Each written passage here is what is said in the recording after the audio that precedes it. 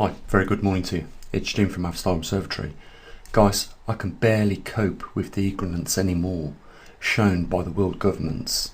We're on a collision course for a major catastrophe that could end life for the majority of people on this planet, and it is no joke. You know, I've prepared this chart for you today just to see exactly what's going on, and I'll explain what the world government's response is to this, because they're not clearly mentioning it to you. But to give you an analogy, it's like being in the cockpit as the co-pilot, and you've noticed that we've got still 1,000 miles to the designated runway or airport which we're going to land at, yet there is only enough fuel to keep this aircraft in the air for 400 miles. Even with the best glide scope, we cannot glide in once the fuel runs out past that point. And I am telling the captain of this situation, and he's saying, we will make it, we will make it. Clearly we will not make it, and this is exactly what the governments are doing right now. Now I've got to be honest with you guys. You know, we've seen probably 14-15 months trend, and you know, I would be a hypocrite if I said that this is base future analysis accurately on.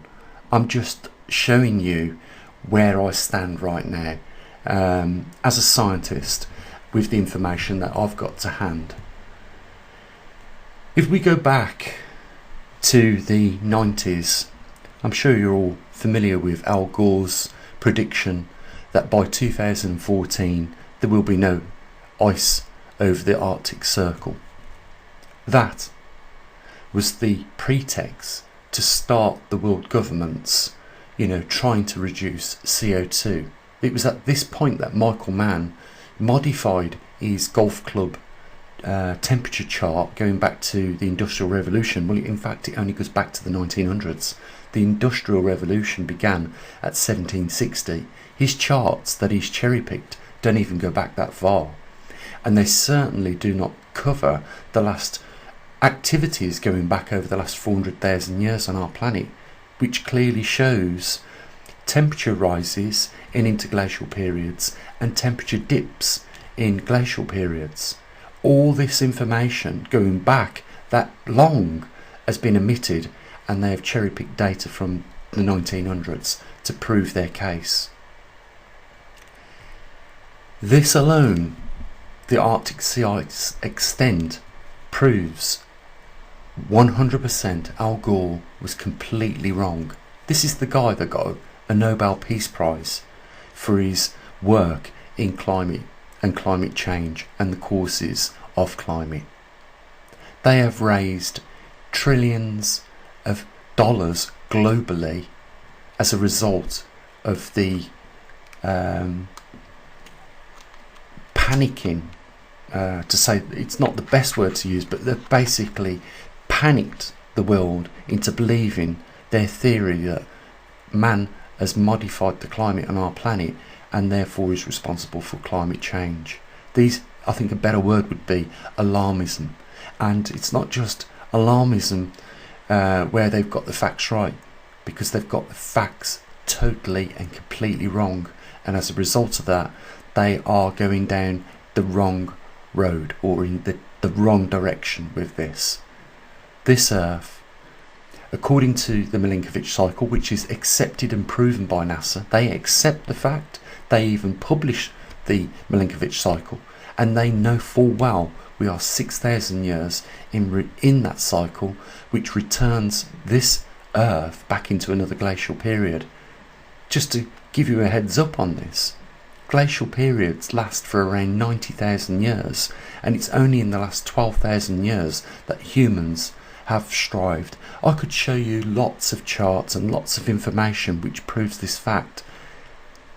Around Egypt now looks like a barrenness desert around the pyramids, but if you just go down to Luxor and have a look at some of the older drawings on the rocks, you will see drawings of buffalo grazing on pasture land, which means that it wasn't barrenless and as desert as it always looks to us recently. You know, NASA have got photographs over the last 15 years, showing some of the deserts on our planet returning back to lush green fields. Climate does change on our planet, and it seems the biggest cause of these changes are threefold. First, a grand solar minimum, and what we've witnessed over the last 3 solar cycles is a decaying of the sunspots.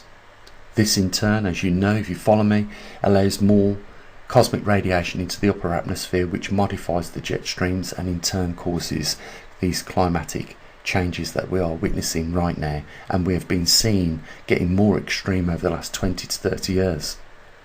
Secondly, our Earth is going through a magnetic reversal.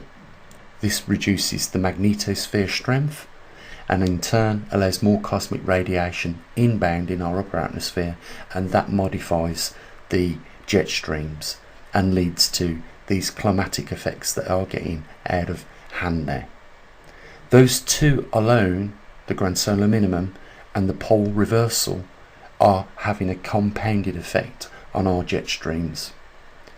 The third is a natural cyclical event which occurs every 100,000 years.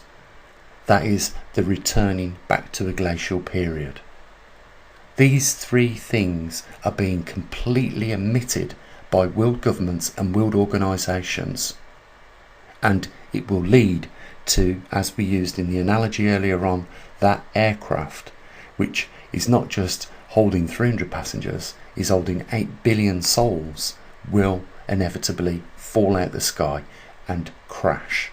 That is where we are heading. Now, I said we can't use a short period of just what we've witnessed over the last 14 months, and we're talking about the whole of 2021 and the beginning of 2022, which has set a new trend over the Arctic Circle, which has seen over 2 million square kilometres of ice regain over the Arctic Circle. This is not being talked about, just like lots of other things conveniently. And this is why I feel, that we are losing the edge in this battle, because, it's okay for the people that view this information that we put up. They have got an understanding of the true matter of the facts.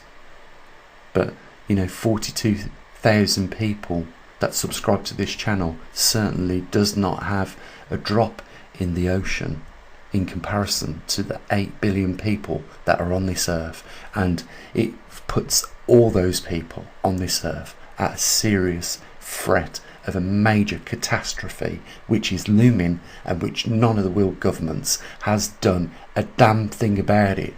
It is a complete disaster in the making. As you can see, I've put some dates added to this chart. It's the most recent update on the Arctic sea ice, but I just want to bring to your attention 2 things, or 3 things. First of all, the line at the top, which represents the 1972 to the 2021 average, and there you can see from 2012 to 2022 all the levels of Arctic sea ice that have been regaining slowly over that period of time to the present day. 2021 shows the most significant increase, and we are seeing the trend continue at this early stage. We're only in March, but we're seeing the trend continue into 2022. I know even if it was 2 years, it would be a small amount in comparison to set future trends on, but if it continues to do this, the ice is going to regain, and it will be because of 3-fold things: grand solar minimum, magnetic pole reversal, and a returning to a glacial period. I don't know where these government scientists have studied their climatology or the history of climate, but I can tell you now, if they are still beating that drum about global warming caused by man and CO2, they need immediately firing from their positions. Mankind cannot affect the CO2 levels to the point in the atmosphere where it will bring about any significant climate change on this planet. Full stop. And they are omitting any other example or anomaly which will cause and lead to climatic changes.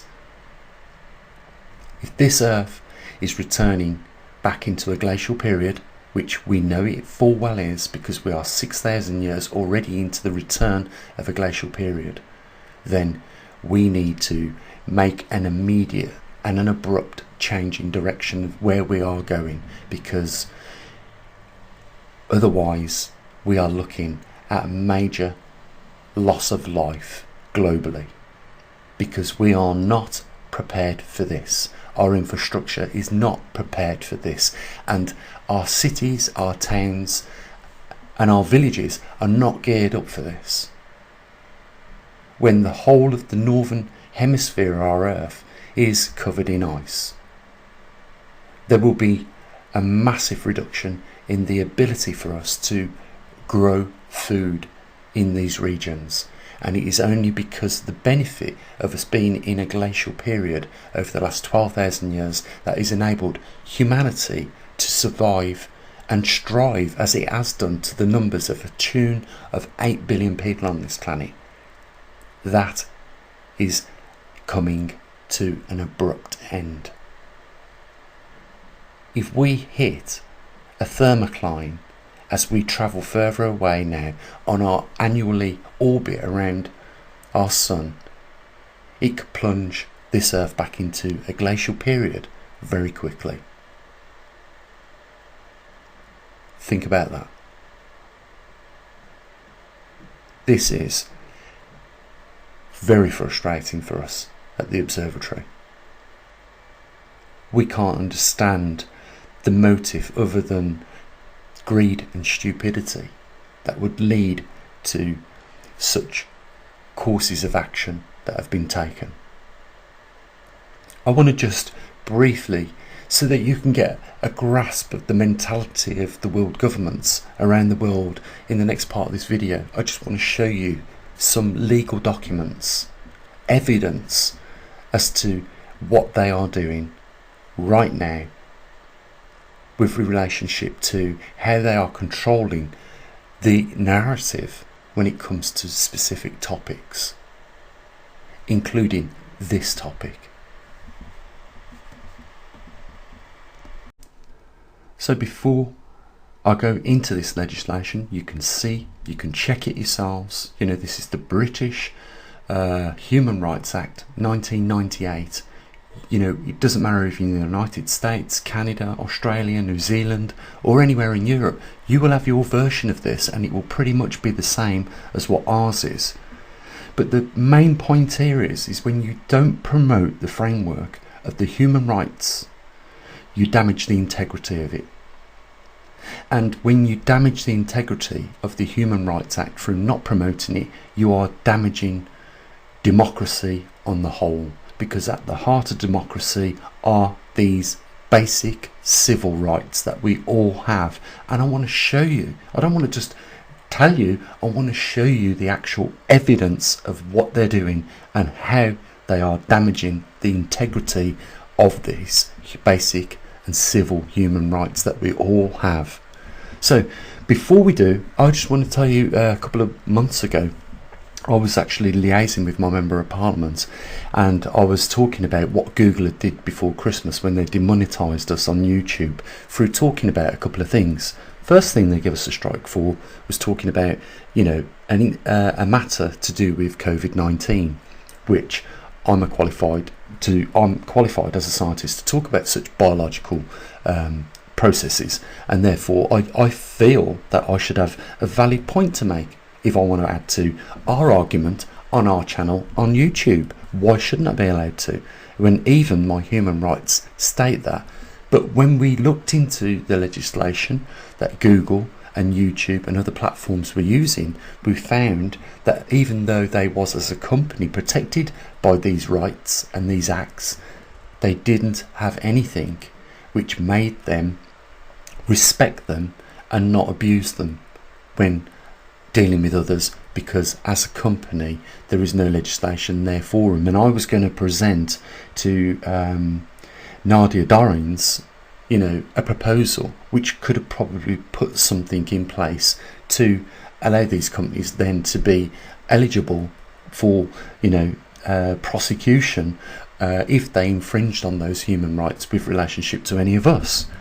But when I saw what Nadia Dorrens had recently proposed as a white paper, which I believe is going to get passed, I thought there is no way I am going to put any more tools in her toolkit so that she can further infringe on basic human rights. And what am I talking about there? I'm talking about her Arms Act, with relationship to internet. And what that was is also something that included banning misinformation with regards to vaccines and COVID topics, because our human rights, if I go down to Article 11, I think it is,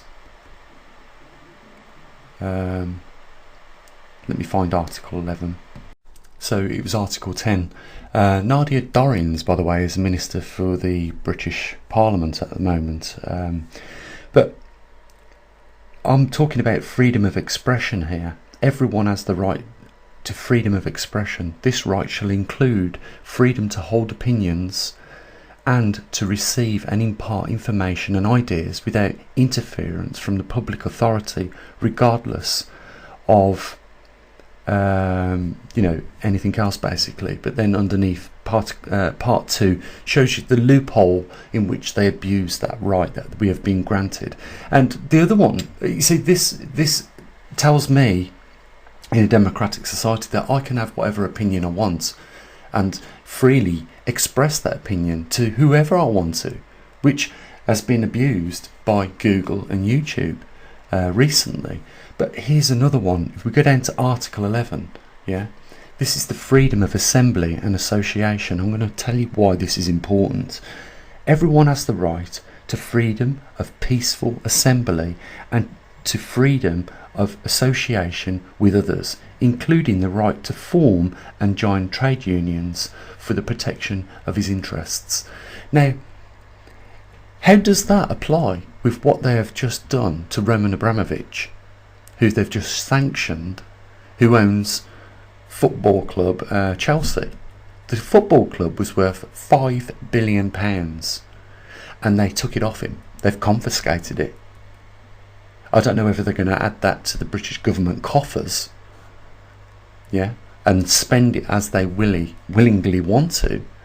But what Roman Abramovich suggested is that he would sell the club and donate all the proceeds off the club to the victims of Ukraine. This was not good enough for the British government. They've stolen that football club off somebody.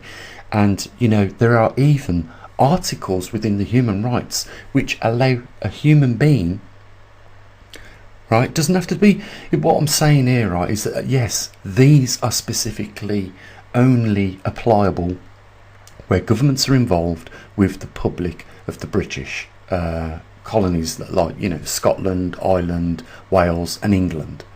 But if you want to set examples, you will extend these to others, and they're not doing it, is what I'm clearly saying, is that where there's money concerned, they're going after it.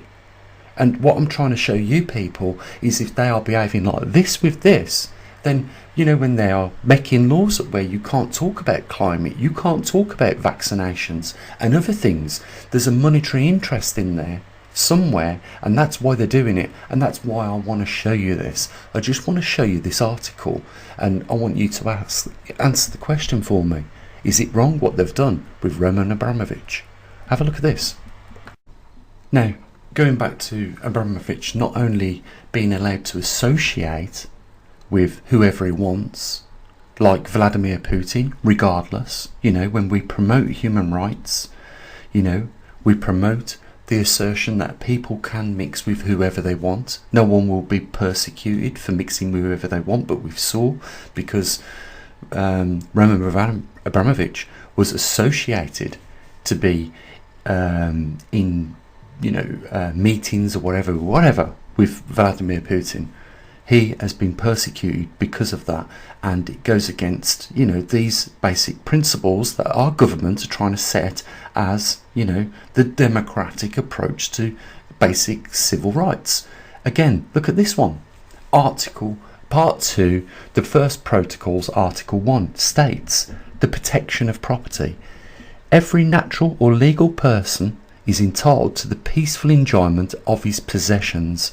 No one shall be deprived of his possessions except in a public interest, and subject to the conditions provided by law, by the government, by the general principles of international law. Now, obviously, if you read the next article, it gives you an example. So if you are not paying your taxes, they can seize goods for that reason. But Abramovich should be entitled to his possessions, regardless who he associates with. What I'm saying is that, okay, we understand that these rules and these articles relate just to the British public. But if you do not promote the framework of human rights to extend to cover other people, then you're not promoting them and you're damaging the integrity of those rights. What I'm saying is, what the government have done is literally behaved like mafia and just seized them because of his association with Vladimir Putin. I'm not on anybody's side with regards to what's going on in the Ukraine right now. I don't like the fact that people are losing their lives because people can't sit down like adults and sort things out logically, because inevitably this is what they're going to have to do. But the point then is, at that future point where they do sit down and talk and discuss, there will be tens of thousands of people, more than what they already have died in that conflict. My other point here is that if we are not going to uphold the framework of any human rights, and we are going to discourage the basic principles of these human rights, then we are damaging that very thing that we pride ourselves on in these countries that we reside in right now, and that is the democracy.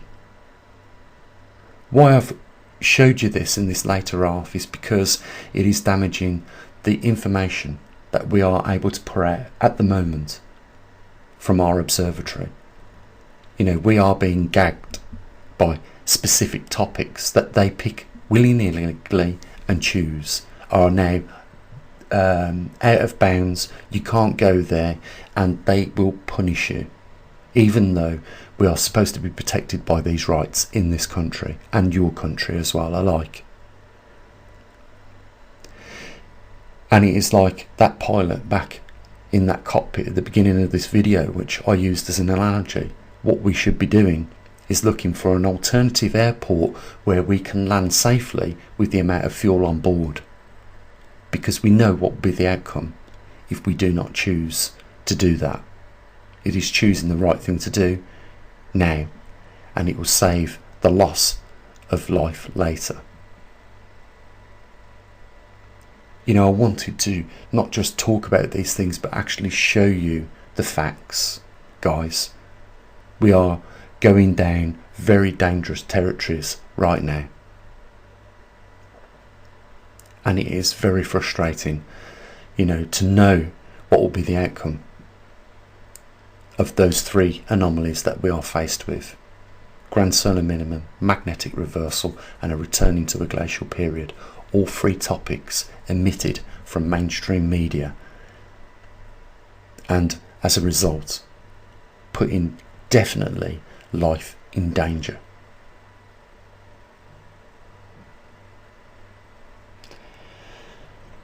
I want to thank those few people that have been supporting our work over the last couple of years to get us to where we are now. We've actually got equipment in the field, and we do an amazing job. Tomorrow is the 17th, and we take the latest magnetic North Pole position and we discuss the distance that it's covered.